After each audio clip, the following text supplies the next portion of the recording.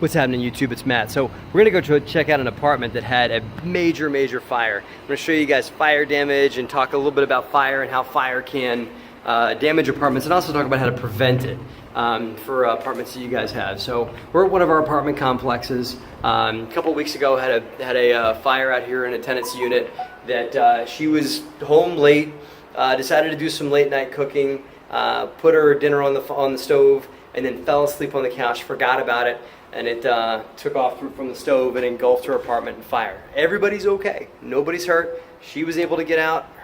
She got her kids out as well. And so that's the first and foremost thing. But let's take a look at the damage that fire can cause in an apartment like this. So I got my man James with me here.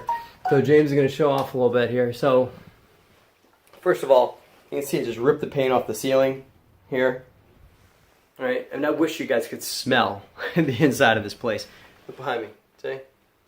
Now you can see the fire happen in the kitchen, right?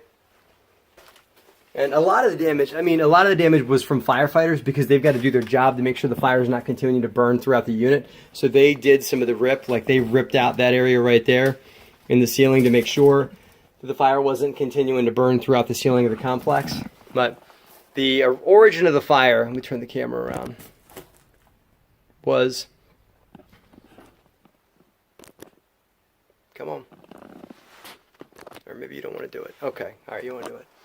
All right, I'll turn it that way. The origin of the fire was here in the kitchen over the stove.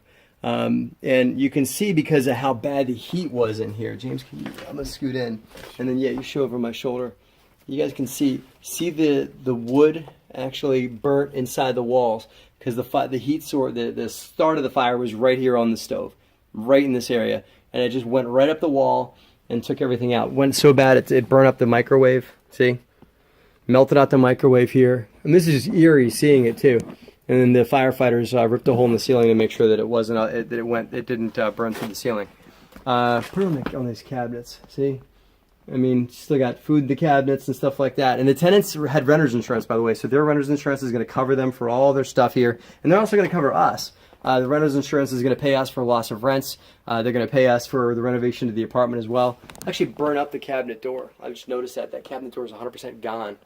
Let's see if I can see. Yeah, if I can touch it there. See, it's gone. There was a full cabinet door here, but it just completely fried out, and it's missing.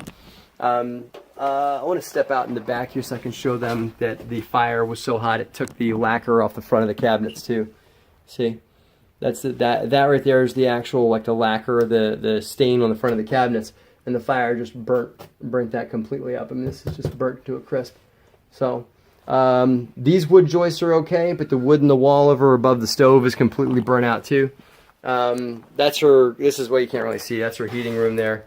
But in her bedroom, she had her bedroom door closed. That's why it's important. Have your bedroom door closed if you ever have a fire. It prevents the fire from getting into your room. Look, see. You can just see a little bit above around the door, and she was on the sofa, so she heard it and got out. But this room just has some smoke damage, but there's really no fire damage because look, there's the fire there. Now close the door again. See the difference? So that door was fire retardant. At least stopped the fire for a bit for getting in here. Again, she was home, so she was able to see it happening and ran out. She didn't even try and put the fire out. She ran out of the apartment now and got her kid and ran out of the apartment. But the fire probably kept going after she had run out. This is her kid's room here. There's some pretty heavy smoke damage in here.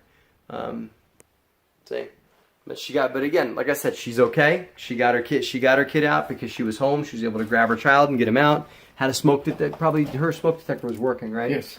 Yeah. Okay. Is there anything left of it, or is it? Yeah, that's right here. Smoke detector burnout. Yeah. You know, but it worked. Yep. That's probably what alerted her of it. The biggest thing for fire prevention is smoke detectors. Make sure they work. I should get out of here now. Make sure the smoke detectors work. Make sure your tenants have working fire extinguishers, which she did. There it is right there, by the way. That's her fire extinguisher. What happened? Did she try and use it? She tried to use it and the fire was too far gone for her to put it out with that. So she ran out of the apartment and just, did the right thing, called the police. or called the fire department, had them come. So that's the fire damage department, guys. I'm not showing that for you to gawk at it. I'm showing it for you to learn. Make sure all your smoke detectors work in your units. Make sure your tenants know the way out, because this is only one means of egress, but if there's another means of egress, make sure your tenant know about it so they can use it, because fire is no joke. So thanks for watching, guys. Have a great and profitable week.